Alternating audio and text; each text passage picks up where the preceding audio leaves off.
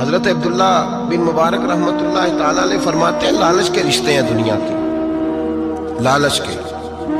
آپ کے انتقال کا وقت آیا تو اماں بڑا رو رہی تھی۔ عبداللہ بن مبارک رحمۃ اللہ علیہ اپنی اماں سے کہنے لگے اماں تو کیوں روتی ہے، تیرے تو اور بھی بیٹے ہیں، تو کو میرے بعد لوارث تو نہیں ہو جائے گی، آخری وقت ہے، نزع کا عالم، اماں تو کیوں روتی ہے، اور بھی بیٹے ہیں۔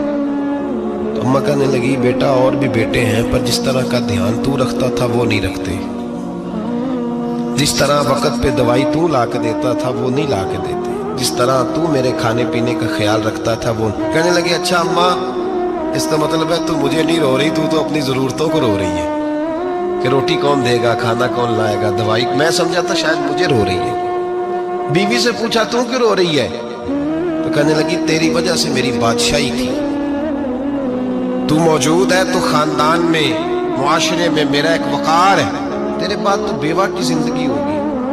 آپ فرمانے لگے اوہو میں سمجھا تھا شاید مجھے رو رہی ہے، تو اپنے وقار کو رو رہی ہے۔ بیٹوں اور بیٹیوں سے پوچھا تمہاری آنکھوں میں کیوں آنسو چھلکتے ہیں، کہنے لگے ابا جس پیار سے باپ شادی کرتا ہے دوسرا کوئی نہیں کر سکتا، اور جس محبت سے باپ لا کے کما کے دیتا ہے دوسرا کوئی نہیں دے سکتا۔ فرمانے لگے اوہو میں سمجھا تھا مجھے رو رہے ہو، تم تو شادیوں کو رو رہے ہو، میرے ساتھ تو تعلق ہی نہیں۔ پھر عبداللہ بن مبارک رونے لگے اور پھوٹ کے روئے۔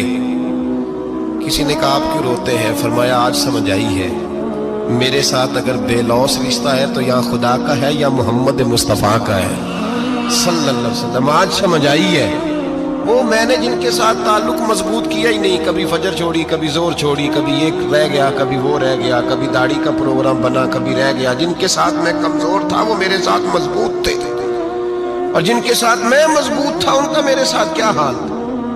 یہ کمزوری ہے رشتوں میں، وفا نہیں۔ ہمیں تو بھائی کام پیارا ہے، چم نہیں۔